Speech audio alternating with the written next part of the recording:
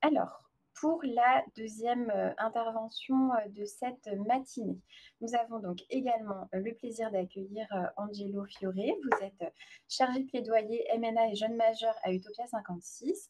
Et Lucille Baudet, vous êtes coordinatrice de l'antenne lilloise de l'association.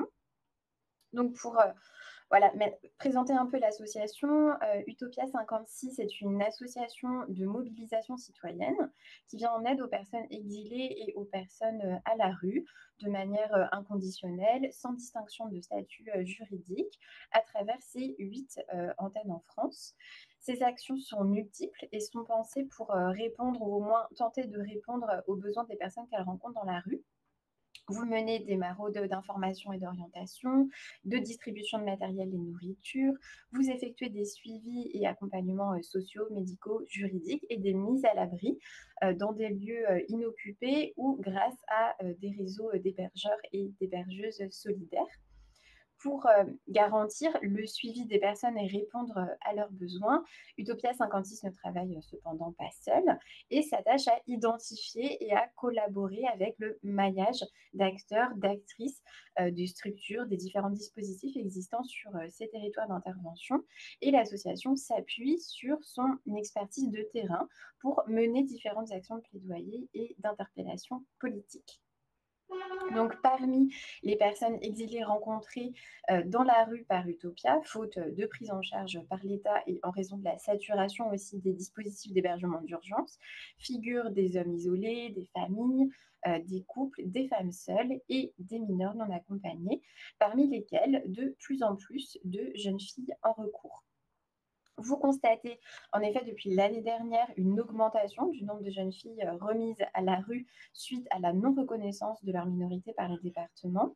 Et alors que le recours devant le juge des enfants dure des mois, leur est refusée donc toute prise en charge matérielle et institutionnelle. Aucune solution d'hébergement ni d'accompagnement ne leur est proposée. Alors, pour donner l'exemple de Paris, ce sont 127 mineurs isolés qui ont été rencontrés à la sortie de la cellule d'évaluation en 2024 contre 33 en 2023. Donc, ce gros écart pour la capitale s'explique notamment par le fait que, en fait, jusqu'en juillet 2023, la ville de Paris, qui est aussi un département, maintenait l'hébergement inconditionnel pour les jeunes filles, même pendant le recours. Et voilà, ce qui n'est plus le cas aujourd'hui. Aussi, la mise à l'abri des jeunes filles est devenue une priorité pour Utopia 56 qui pallie tant bien que mal les manquements des départements et de l'État dans le système d'accueil. Donc Angelo et Lucille, je vous laisse donc la parole pour donc environ 40 minutes d'intervention pour nous présenter les actions d'Utopia au regard des constats que vous établissez en termes d'absence de prise en charge institutionnelle, de défaillance du système d'accueil, d'évaluation et d'accompagnement spécifiquement des jeunes filles. Vous viendrez aussi donc mettre en lumière leur situation, qui elles sont, les difficultés spécifiques qu'elles rencontrent en tant que filles, mais aussi en tant qu'enfants en situation d'exil, en tant qu'enfants isolés et non pris en charge par l'aide sociale à l'enfance et quel accompagnement Utopia 56 leur propose pour répondre à leurs besoins et comment vous tentez de leur apporter un environnement stable et sécurisant tout au long de la procédure de recours. Donc, un grand merci à tous les deux. Je vous laisse donc la parole et on va aussi procéder au partage d'écran de votre support de présentation. Merci Laura pour le partage d'écran. Merci beaucoup, Aude. Donc, bonjour à toutes et à tous. Merci beaucoup déjà de nous avoir invités à intervenir pour ce module. Vous m'entendez bien? Tout va bien? Oui, on vous entend. Bon, super. Alors, merci aussi aux intervenants d'hier et d'aujourd'hui pour leurs interventions qui étaient vraiment très, très enrichissantes. Donc, moi, c'est Angelo. Je suis chargé de plaidoyer national pour les mineurs non accompagnés et les jeunes majeurs à Utopia 56. Avant, j'étais un des coordinateurs de l'antenne de Tours. Au total, ça fait 8 ans que je suis engagé dans cette association auprès des mineurs en recours. D'ailleurs, j'en profite pour remercier aussi les nombreux interprètes que j'ai eus au téléphone en 8 ans, qui m'ont permis de dialoguer, d'échanger avec beaucoup de jeunes. Sans eux, ça n'aurait pas été possible. Laura, est-ce que vous pouvez mettre le slide suivant, s'il vous plaît? Et donc, Utopia 56 est donc une association citoyenne créée en 2015 au moment de la jungle de Calais. Comment ça s'est créé? C'est assez simple. Un soir de 2015, Yann Manzi, qui est actuellement délégué général d'Utopia 56, regardait les informations avec son fils de 7 ans lorsqu'ils ont parlé de la jungle de Calais. Son fils lui a demandé: mais papa, tu fais quoi pour les migrants? Et Yann a répondu: bah, c'est vrai, mon fils, on fait pas grand-chose. Donc, le week-end d'après, Yann il est parti à Calais avec sa femme et son fils qui était plus âgé, cette fois son fils aîné, pour aller aider là-bas. À l'époque, Yann, il travaillait en tant que gestionnaire du camping du festival Les Vieilles Charrues. Et en fait, il a rapidement su mettre ses compétences pour aider. Et une semaine plus tard, il est retourné avec du monde, cette fois avec des potes bretons. Et c'est comme ça qu'Utopia 56 est né très rapidement. Aujourd'hui, Utopia 56 a bien grandi, donc nous sommes présents dans 7 villes de France, toujours à Calais, mais aussi à Grande-Synthe, à Lille, à Paris, à Rennes, à Tours et à Toulouse. Selon les antennes, les missions peuvent varier. À Lille et à Tours, par exemple, on va être spécialisé dans l'accompagnement des mineurs non accompagnés en recours, alors que dans les autres antennes, on va aider un public plus large, notamment les familles et aussi les MNA à la rue. Laura, si vous pouvez changer de slide, ce serait parfait, s'il vous plaît. Nous menons nos actions 24 heures sur 24 et 7 jours sur 7 avec l'aide et l'implication des bénévoles. Il y a également 530 hébergeurs ou hébergeuses solidaires prêts à ouvrir leurs portes pour une nuit ou pour plus longtemps. Et depuis la création, c'est plus de 20 000 adhérents. Au total, en 2024, c'est plus de 35 000 personnes aidées avec 3 300 maraudes, 23 000 nuitées d'hébergement d'urgence fournies. Et quand malheureusement on n'a pas d'autre solution, c'est aussi 5 000 tentes et 10 000 couvertures ou sacs de couchage distribués. Et un point très important pour Utopia 56, nous n'avons pas de subvention publique de l'État ou des départements. La seule subvention que nous avons est de 4 800 € par la ville de Tours. On fonctionne, donc nos actions se font principalement avec des dons de particuliers, de fondations, d'associations et d'entreprises qui doivent être soumises et entrer dans notre charte éthique. Laura, si vous voulez changer de slide, ce serait parfait. Et pour entrer dans le vif du sujet, nous sommes là aujourd'hui avec Lucille, donc ma collègue de Lille, pour vous parler des jeunes filles mineures non accompagnées. Dans le débat public, dans les médias, on entend rarement parler de ces jeunes filles MNA. Pourtant, on vous confirme qu'elles arrivent bien en France. Comme le disait Mélanie tout à l'heure, en 2023, selon la mission nationale mineures non accompagnées, 1613 jeunes filles ont été reconnues mineures et donc confiées à l'aide sociale à l'enfance, soit 8,3% de la totalité des mineurs non accompagnés pris en charge cette année. C'est un chiffre qui augmente d'année en année. Selon cette même mission, par exemple, en 2021, elles étaient seulement 584 jeunes filles à avoir été prises en charge, soit 3 fois moins qu'en 2023. Par contre, comme vous l'avez soulevé tout à l'heure, aucun chiffre n'existe sur le nombre de jeunes filles qui sont remises à la rue chaque année après une évaluation de leur minorité conduite par les départements. Ces remises à la rue sont sèches. Elles existent bien, nous le constatons malheureusement presque quotidiennement. Nous constatons aussi depuis 2024 une augmentation du nombre de ces jeunes filles remises à la rue et devant vivre dans des conditions extrêmement précaires. Certaines jeunes filles ont même des passeports avec elles et elles sont pourtant refusées. Sur une grande partie du territoire, ces jeunes filles, comme pour les garçons, ne peuvent pas accéder aux hébergements d'urgence du 115, réservés aux personnes majeures. Mineures pour le 115, majeures pour le département, elles se retrouvent dans un entre-deux administratif. Elles seront donc dans un extrême danger en tant que filles, mineures et à la rue. Selon une enquête récente que nous avons menée auprès des associations ou des collectifs citoyens partout en France métropolitaine, au moins 589 jeunes filles ont été remises à la rue par les départements en 2024. Ce chiffre est largement sous-estimé car pendant cette enquête, nous avons eu une visibilité que sur 38 départements, 38 départements quand même les plus importants de France, on va dire. Et pourtant, malgré ces remises à la rue, nous on constate comme souvent que plus de 80% de ces jeunes filles qui seront finalement reconnues mineures par un juge des enfants des mois plus tard après les évaluations. Et ces chiffres ne bougent pas d'année en année.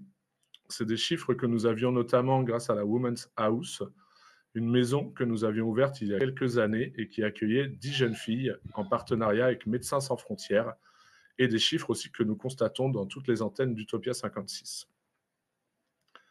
À Lille, d'ailleurs, que ce soit pour les jeunes filles ou pour les jeunes garçons, c'est aussi 80 de ces jeunes qui seront reconnus mineurs après avoir dû vivre parfois dans une tente sous la neige pendant plusieurs mois. Aujourd'hui, le gros problème, comme vous l'avez évoqué, c'est que ce recours devant le juge des enfants n'est pas suspensif. Selon les départements, il faudra qu'elles patientent entre 6 mois et parfois plus d'un an avant de voir un juge des enfants et d'avoir enfin une réponse sur leur minorité. En attendant, c'est la rue, elles ne sont pas protégées. Elles ne sont pas protégées par une institution pendant cette période de recours. Ces jeunes filles sont donc invisibilisées, parfois sous l'emprise de réseaux de traite.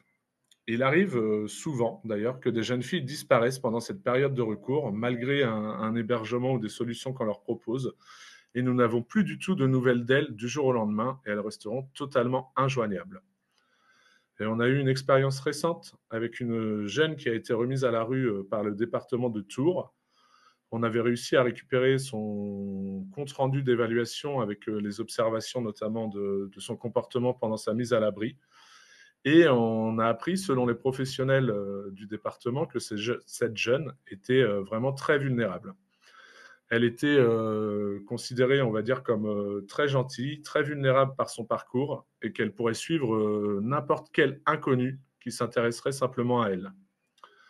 Quelques jours plus tard, malgré l'hébergement qu'on avait proposé, cette jeune a disparu. On était vraiment très très inquiets. On a réussi à avoir on a réussi à avoir des nouvelles quelques semaines plus tard. Cette jeune était partie dans un autre département. Elle a tenté une évaluation. Elle s'est aussi retrouvée de nouveau à la rue. Aujourd'hui, la bonne nouvelle, c'est que cette jeune, après plusieurs mois d'errance et de rue, a enfin été reconnue mineure par un juge des enfants. Elle nous l'a annoncé la semaine dernière en pleurant toutes les larmes de son corps pour nous annoncer cette belle décision pour elle. Et je vais passer la parole à ma collègue Lucille, qui va se présenter également et qui va vous parler plus en détail du profil des jeunes filles aidées par Utopia 56. Bonjour tout le monde. Moi c'est Lucille, je suis coordinatrice sur l'antenne de Lille d'Utopia 56 depuis environ 1 an et demi et ça fait un peu plus de 4 ans que je fais partie de l'antenne de Lille. Rapidement sur notre antenne à Lille, comme ça a été évoqué par Angelo juste avant, nous on intervient tout particulièrement auprès des mineurs non accompagnés en procédure de reconnaissance de minorité devant un juge des enfants après le refus du département, donc plus communément appelé recours. Et qu'est-ce qu'on fait? Sur l'île, globalement, on apporte une aide matérielle d'urgence, on recherche des mises à l'abri, on fait des maraudes sur des campements, on a un réseau d'hébergement solidaire et plus précisément dans le suivi des jeunes qu'on accompagne, on est sur donc la recherche de mise à l'abri, l'accès aux soins, le lien social. Et on a aussi sur l'île une grosse mission de plaidoyer local sur lequel on a pas mal mis l'accent ces derniers temps. Sur le sujet particulier des jeunes filles en recours, les informations que je vais présenter maintenant dans cet échange, je précise qu'elles sont nourries par nos expériences et nos données de terrain sur l'antenne de Lille. Donc, il peut y avoir des disparités entre les départements et des différences sur les observations de terrain.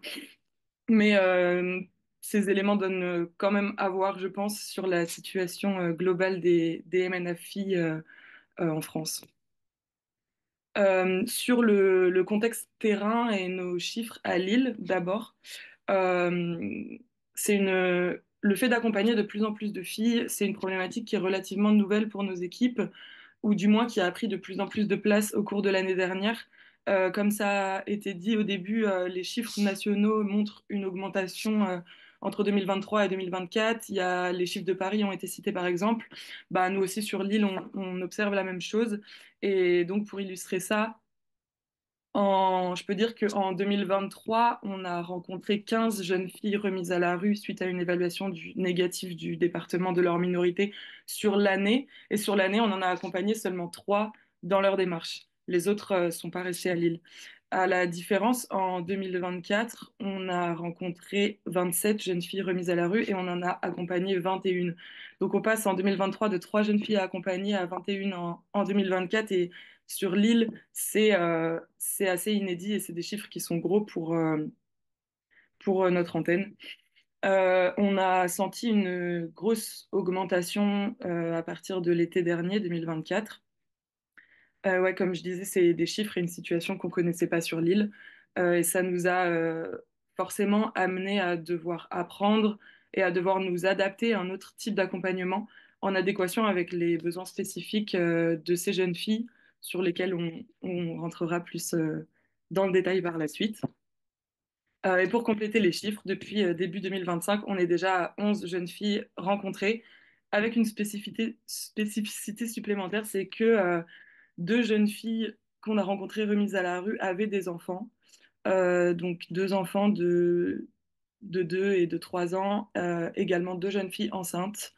Euh, Ça, c'était inédit pour nous aussi, notamment des jeunes filles mères. Et donc, ça nous amène à mettre en place un accompagnement d'autant plus complexe. Voilà.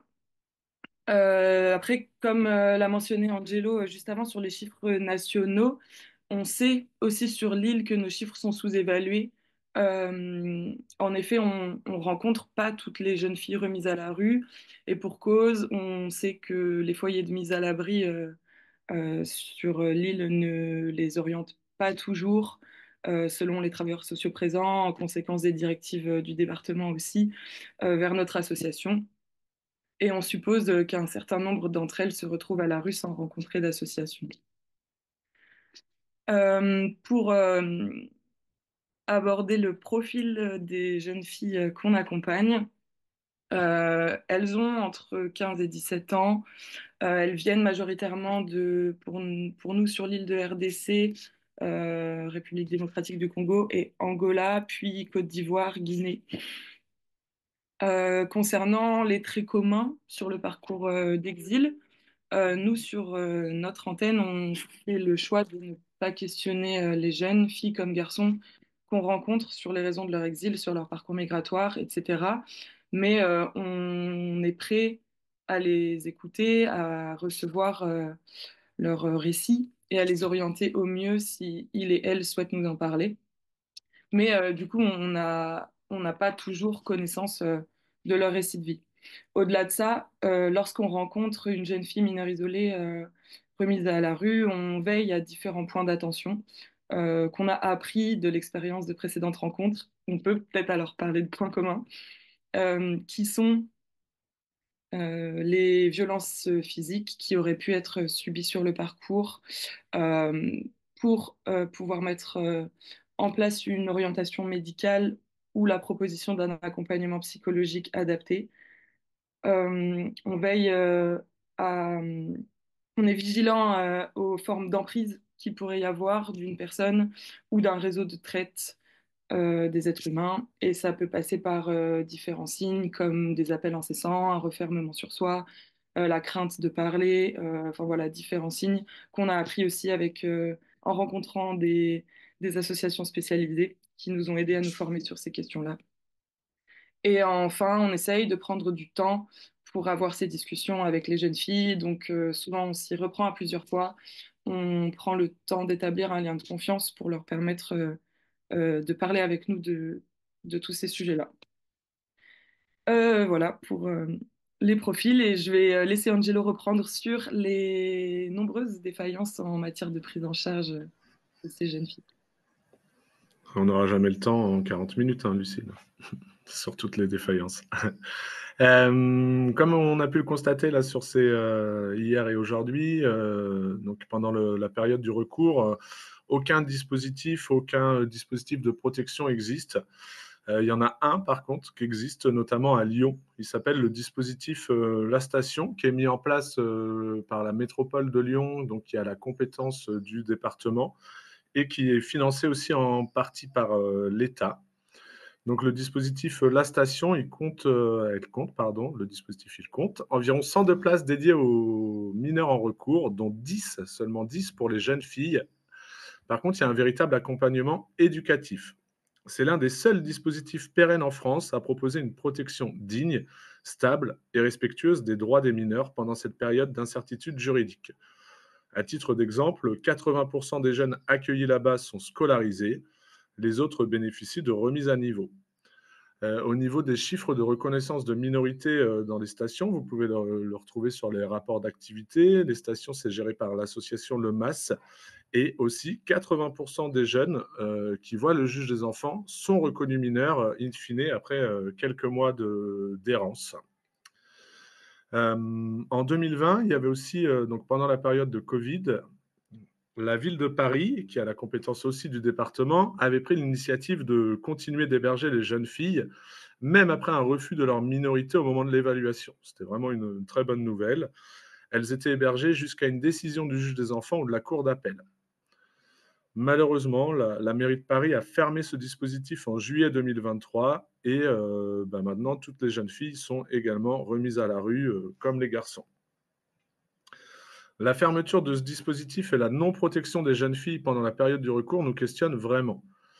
Surtout quand on connaît la qualité de certaines évaluations conduites par les départements.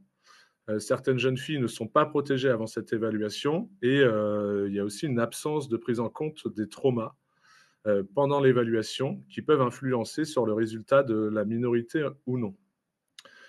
En effet, de nombreuses jeunes ont pu subir un parcours d'exil traumatique, parfois avec des agressions, des viols, la perte d'un proche, et elles ne sont pas forcément en capacité de s'exprimer largement sur leur vécu, leur parcours, de se souvenir de certains détails qu'on leur demande pendant l'évaluation. Le cerveau est complètement bloqué, il n'est pas dans la capacité de se souvenir. Il arrive aussi très souvent que ces jeunes filles n'aient même pas de bilan de santé pendant l'évaluation. Pourtant, c'est normalement obligatoire depuis la loi Taquet de février 2022. Et le pire, c'est que certaines jeunes, quand elles arrivent en France, ne sont même pas mises à l'abri par les départements. Elles doivent rester parfois plusieurs jours, plusieurs nuits dehors avant d'être évaluées. On est le Pouvez-vous couper vos micros, s'il vous plaît? Merci. Merci. Personnellement, moi, je ne sais pas vous, mais quand je dors mal la nuit ou que je fais une nuit blanche, le lendemain, moi, mon visage, il a pris clairement 15 ans de plus sans problème. Le souci, c'est que quand même, les évaluations sont souvent basées sur le physique. Récemment, nous avons réussi à nous entretenir avec 3 personnes qui avaient travaillé en tant qu'évaluateurs de la minorité des mineurs non accompagnés. Ces 3 entretiens étaient vraiment effarants. Déjà, on a constaté un gros turnover dans ce métier. Les personnes ne restent pas très longtemps, que 6 mois environ, et partent. Et surtout, des personnes deviennent évaluateurs ou évaluatrices sans vraiment avoir d'expérience au préalable en rapport avec la protection de l'enfance. On a rencontré un petit jeune, là, justement, qui était évaluateur et il sortait tout juste de la fac, qui n'avait aucun rapport avec le droit ou la protection de l'enfance. Et 3 jours plus tard, après une toute petite formation, il était évaluateur et il prenait des décisions sur la minorité ou la majorité des jeunes qu'il pouvait rencontrer. Toujours selon nos échanges avec un ancien évaluateur, la pluridisciplinarité dans l'évaluation semble aussi être une simple formalité et où la décision finale est finalement déjà influencée, sans jamais parler aux mineurs, avec un simple jugement sur une photo. Je vais vous lire un extrait de nos entretiens. Donc, des chefs te disent presque qu'il n'y a pas besoin de débrief de l'entretien, parce qu'au vu de la photo du jeune ou de la jeune, la décision est déjà prise. Plusieurs fois, après un entretien d'1 heure avec un jeune, j'ai voulu partager mon avis sur sa minorité ou sa majorité. Mais soit on me faisait comprendre que mon opinion n'avait pas vraiment d'importance, soit on me le disait directement, et on se passait complètement du débriefing. Et la décision de majorité était prise dans la foulée, avec ses conséquences pour les jeunes.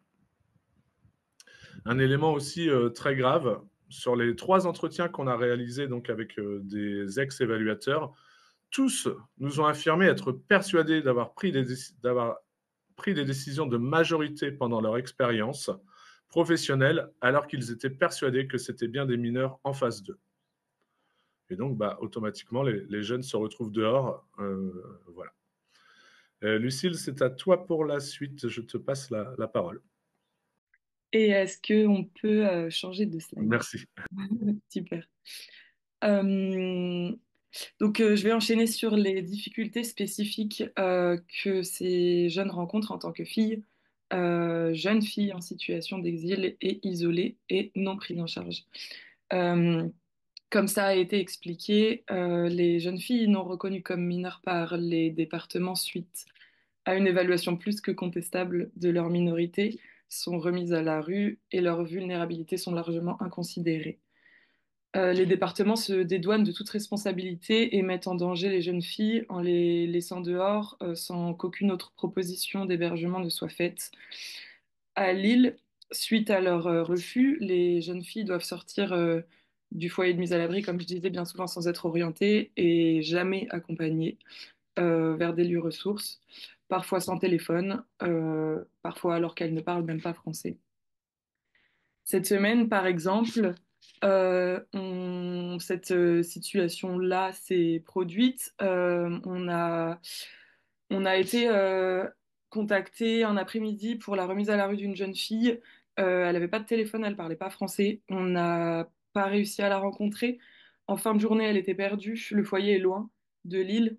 Elle s'est représentée au foyer, mais on lui a dit non.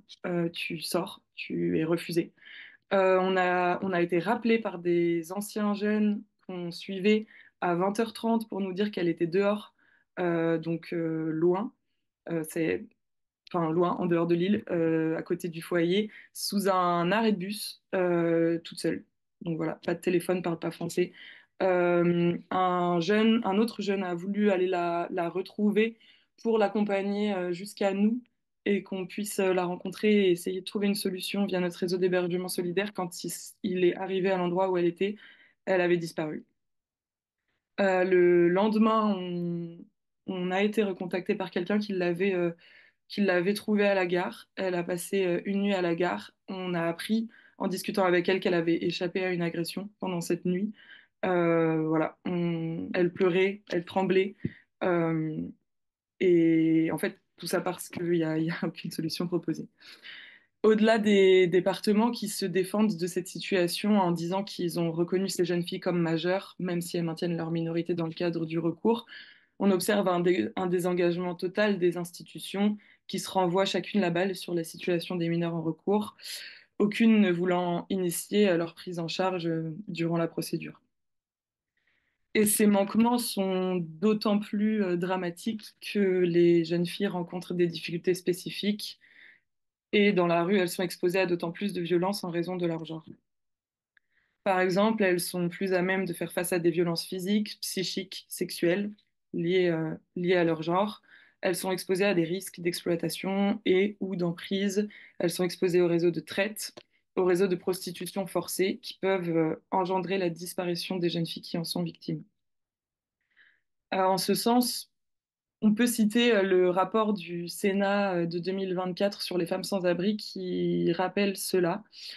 Au bout d'un an passé à la rue, 100% des femmes ont subi un viol, quel que soit leur âge, quelle que soit leur apparence. Pour elles, c'est un trauma parmi d'autres. En parallèle, le dernier rapport conjoint de la MIPROF et du service statistique du ministère de l'Intérieur sur la traite des êtres humains en France rappelle que 94% des victimes sont hébergées par leurs exploiteurs, que 95% des victimes de travail domestique sont des femmes et que 36% des victimes d'exploitation sexuelle vivent directement sur leur lieu d'exploitation. Les mineurs isolés, comme toutes les femmes sans solution d'hébergement, sont donc particulièrement exposés à ces dangers et l'absence de prise en charge pendant la durée du recours accentue ces risques. On peut changer de slide.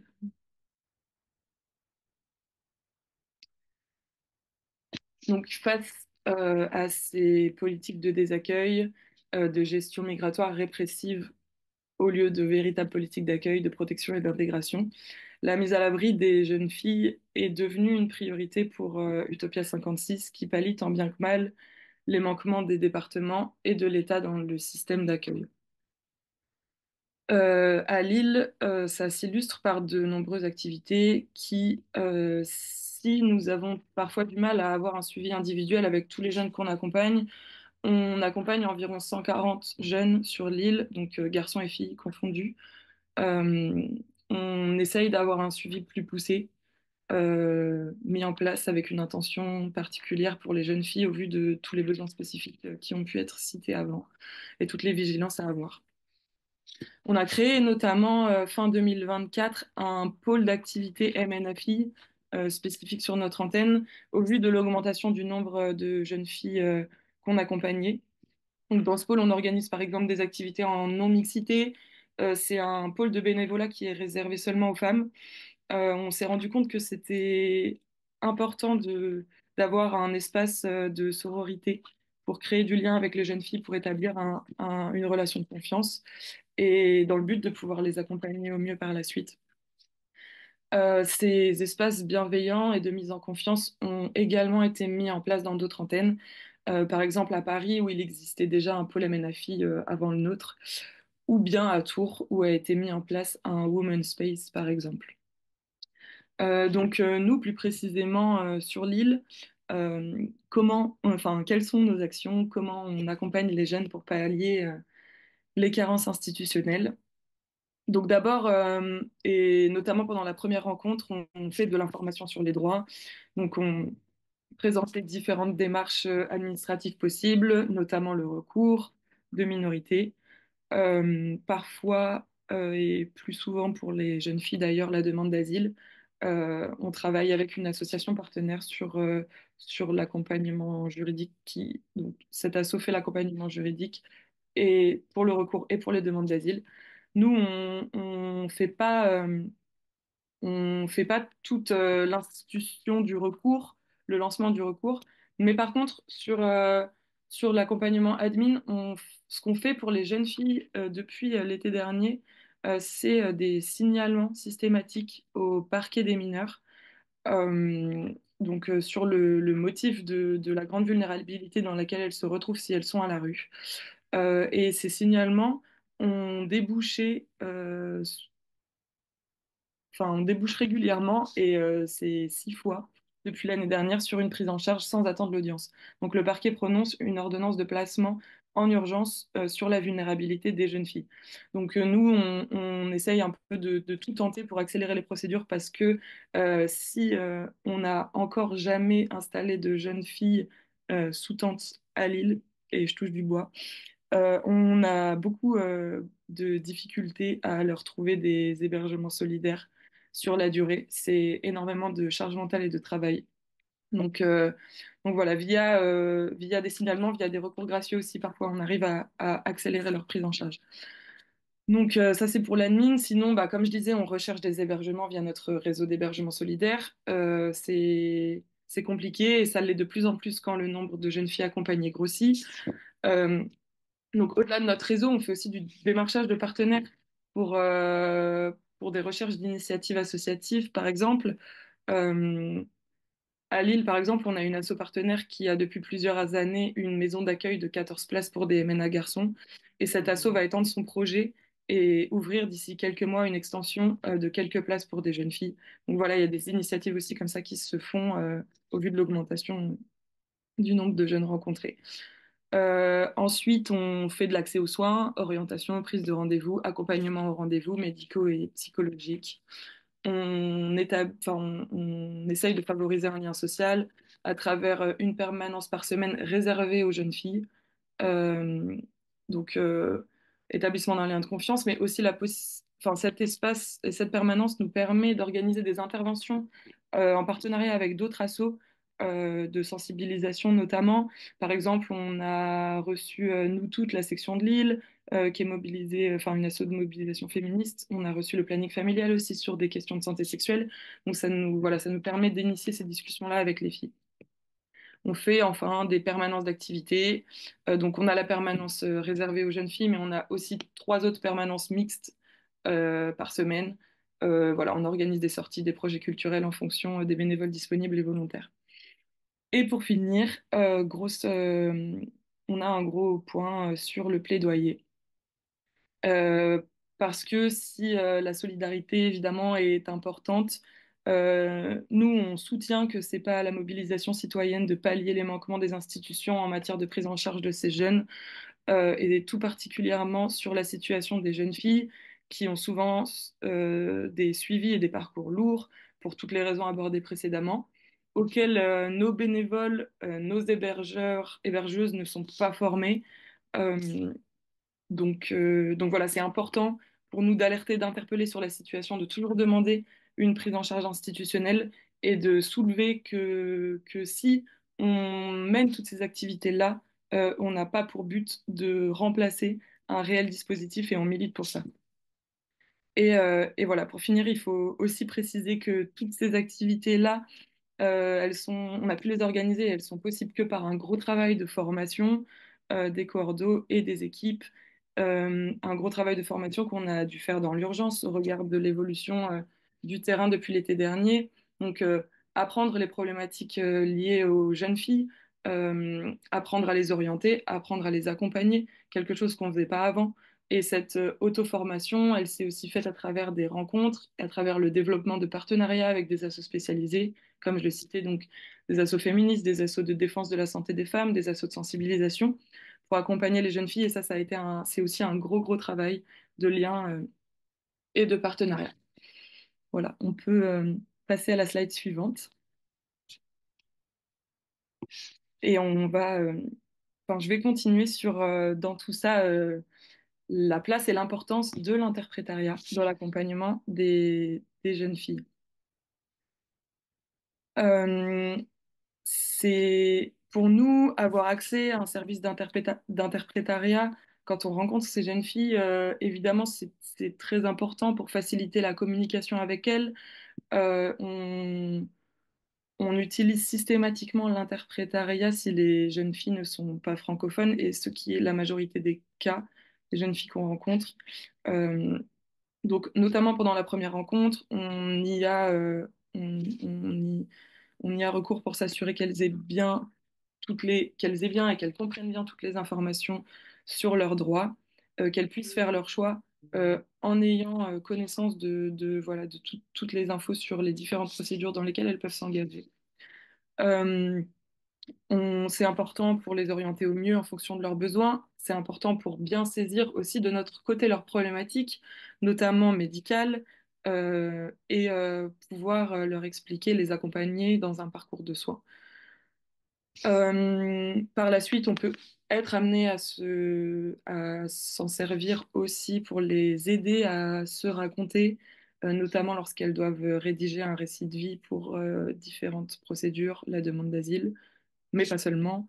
Par exemple, récemment, on a tenté avec une des jeunes filles qu'on a rencontrées qui avait un enfant, de faire une demande de place en centre maternel. Pour ça, on devait rédiger une note sur son parcours avant d'arriver à Lille pour justifier du caractère d'urgence de la demande de place. Donc pour ça, on a utilisé les services d'interprétariat. Mais si je peux faire une observation sur le recours à l'interprétariat, sur ces discussions importantes et délicates avec les jeunes filles, c'est que dans ce genre de cas, pouvoir choisir le genre de l'interprète, ça serait un réel plus. Dans le sens de la mise en place d'espaces de non-mixité, on s'est rendu compte de l'importance d'un dialogue entre femmes, de la mise en confiance que ça pouvait leur apporter de parler avec nous ou alors d'avoir un interlocuteur femme. Et donc, notamment sur la question des récits de vie, voilà, ce serait un vrai plus de pouvoir avoir ce choix-là. Donc, comme je disais, généralement, enfin, et pour cette raison-là aussi, l'interprétariat est utilisé plus fréquemment au début de notre rencontre avec les jeunes filles parce que par la suite, avec l'établissement d'un lien de confiance et aussi à mesure de leur apprentissage du français, on préfère les discussions en direct qui favorisent le lien et la précision des informations. Donc voilà. Et puis aussi, sur cette question-là, on a observé un réel soutien entre elles sur ce sujet-là de la langue et de la traduction. Par exemple, au moment où on accompagnait le plus de jeunes filles en même temps, au mois de février, on a organisé une grosse mobilisation que j'expliquerai un peu après, quand on va passer sur le plaidoyer. Mais les jeunes filles ont décidé de se mobiliser. Et on a observé dans cette situation-là un réel soutien entre elles sur les questions de traduction. Par exemple, pendant les réunions, pendant les actions, les mobilisations, les jeunes filles non francophones s'accrochaient pour comprendre et pour s'exprimer, mais celles qui le pouvaient traduisaient pour faciliter l'inclusion de toutes. C'était vraiment intéressant à voir et et à suivre. En parallèle, par exemple, face à la presse aussi, euh, dernièrement, les jeunes filles ont été invitées pour une émission de radio. Celle qui était volontaire n'était pas francophone, même si elle parle un petit peu. Et elle nous disait, bah, moi j'ai envie de le faire, mais j'aimerais avoir quelqu'un avec moi pour m'aider à traduire. Et donc une autre jeune fille accompagnée qui parle français et sa langue s'est proposée et a dit, bah, on y va toutes les deux. Et on va faire, et on va faire cette émission et elles l'ont faite et ça s'est très très bien passé. Voilà. Sur les enjeux de comprendre et d'être comprise, euh, je laisse Angelo conclure et continuer sur les recommandations et les démarches de plaidoyer. Merci beaucoup, Lucille. Donc, pour terminer notre intervention, nos recommandations de plaidoyer elles rejoignent celles qui existent déjà depuis plusieurs années, notamment celle de la défenseur des droits, celle du comité des droits de l'enfant de l'ONU et désormais aussi celle de la commission d'enquête parlementaire sur les manquements des politiques publiques de la protection de l'enfance publiée la semaine dernière ou cette semaine, je ne sais plus.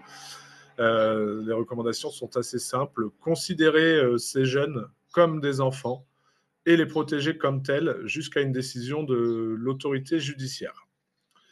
Aujourd'hui, nous, on constate clairement que le gouvernement il préfère laisser des enfants isolés dehors plutôt que d'héberger potentiellement des personnes majeures sous le prétexte du fameux mythe de l'appel d'air. Selon les politiques, si on accueille trop bien, ça va faire venir plus de monde. Pourtant, la politique menée ces dernières années d'accueil par le trottoir prouve bien qu'il n'y a aucune diminution des arrivées, bien au contraire. Pour faire bouger les lignes et protéger ces jeunes durant la période du recours, plusieurs actions de plaidoyer sont menées. Et je repasse tout de suite la parole à Lucille qui va vous expliquer une action de Lille qu'elle a menée plus en détail. Ouais, donc, comme je disais tout à l'heure, on a mis l'accent ces derniers mois sur l'antenne de Lille, sur le plaidoyer et sur la mobilisation locale. Euh, et concernant les jeunes filles, on a multiplié les interpellations à destination des différentes institutions par des courriers, dans la presse, sur les réseaux sociaux par exemple, depuis l'été dernier, sans recevoir aucune réponse à toutes nos alertes, alors que la situation était de plus en plus critique sur le terrain, que nous, en tant qu'association, on était, on était à court de solutions. En février dernier, on accompagnait 15 jeunes filles en même temps. Notre réseau d'hébergement solidaire ne suivait plus. On savait très bien que, enfin, certaines étaient en hébergement précaire, qu'on risquait d'être à court de solutions et que si on réussissait à héberger ces 15 jeunes filles-là à un instant T, bah, potentiellement la 16e, la 17e qu'on allait rencontrer serait dehors.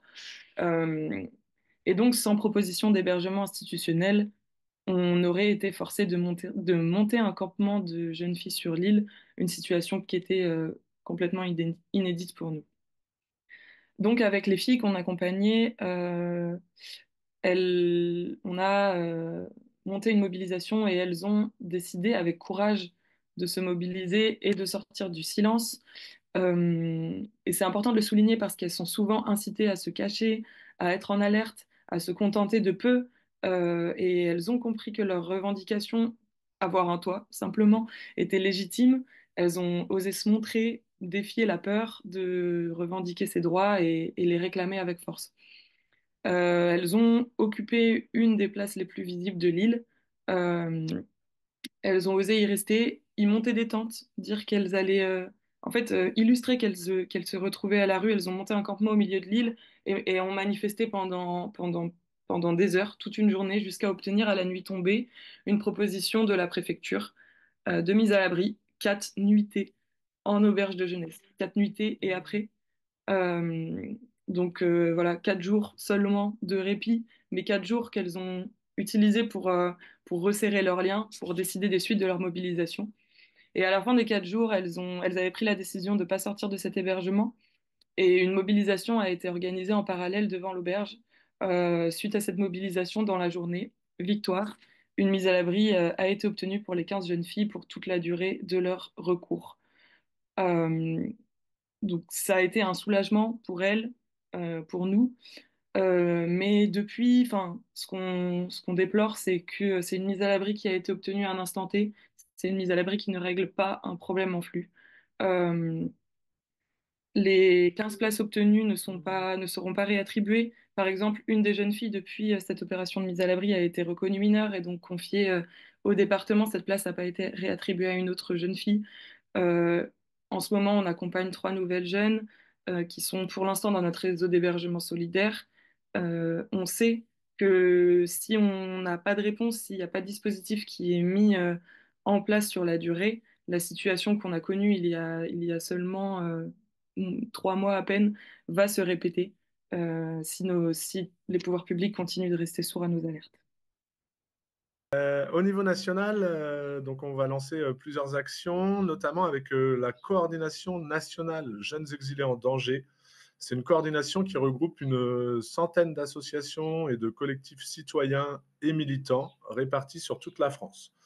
Donc là, on est, comme Lucille en a parlé tout à l'heure, on est en train de se rapprocher localement, vraiment partout en France et au niveau national. On se rapproche des associations féministes, comme nous toutes, pour lancer cette fois une grande campagne d'interpellation et de communication spécifiquement sur les jeunes filles isolées. Toujours avec cette coordination nationale, seul on va plus vite, ensemble on va plus loin, paraît-il. Un nouveau recensement des mineurs est en train d'être organisé. Les résultats de ce rapport devraient sortir avant l'été 2025, ce qui nous permettra de connaître encore le nombre de jeunes filles à la rue. Je vais faire une petite parenthèse et répondre à la question de tout à l'heure au niveau des chiffres existants sur le nombre de mineurs en recours sur toute la France. En fait, en mars 2024, donc avec cette coordination nationale, on a lancé un recensement à un instant T pour connaître le nombre de jeunes en recours sur tout le territoire. Donc, pour faire ce recensement, on a simplement cherché pendant plusieurs mois au moins une association ou un collectif dans chaque département de France qui aurait un peu une visibilité sur la situation des mineurs en recours. Et donc, le 20 mars, on a appelé toutes ces associations, on était une quinzaine de bénévoles, pour connaître vraiment le nombre de jeunes qui étaient soit hébergés par ces associations, soit le nombre de jeunes qui étaient à la rue dans leur département. Et ça nous a permis d'additionner simplement tout le nombre de jeunes en recours. Et on est arrivé à 3477 jeunes en recours sur toute la France. Évidemment, on pense que ça reste quand même une estimation basse parce que certains jeunes ne sont pas forcément en contact avec les associations ou les collectifs. Mais ça, c'est un travail qu'on est en train de remener là pour 2025. Et ça nous paraît important d'avoir chaque année des chiffres à fournir, puisqu'on n'est pas vraiment non plus dans une submersion de mineurs qui arriveraient en France. Je veux dire, protéger 3500 mineurs, ce n'est pas grand-chose non plus. Enfin, ça peut se faire assez rapidement et pas comme les 50 000 mineurs en recours que pourrait annoncer l'Association des départements de France dans leurs chiffres. Et bien sûr, on prévoit aussi là de sortir un rapport, cette fois d'Utopia 56, où je vous ai fait un petit teasing tout à l'heure, notamment avec les entretiens des évaluateurs. Ce rapport, il sortira en juin, avec une partie dédiée sur les jeunes filles, et il mettra notamment en avant les disparités territoriales qu'il y a depuis l'arrivée en France des mineurs jusqu'à la cour d'appel. Ce rapport va être uniquement basé sur les mineurs en recours. Dans tous les cas, pour nos actions, on va continuer de ne rien lâcher, nous battre pour un accueil digne et le respect des droits fondamentaux dans notre pays, avec une attention particulière, bien sûr, pour ces jeunes filles. Nous allons continuer aussi de dénoncer sur les réseaux sociaux, dans la presse, toutes les injustices que nous pouvons rencontrer quotidiennement sur le terrain. Pour terminer, merci de nous avoir écoutés.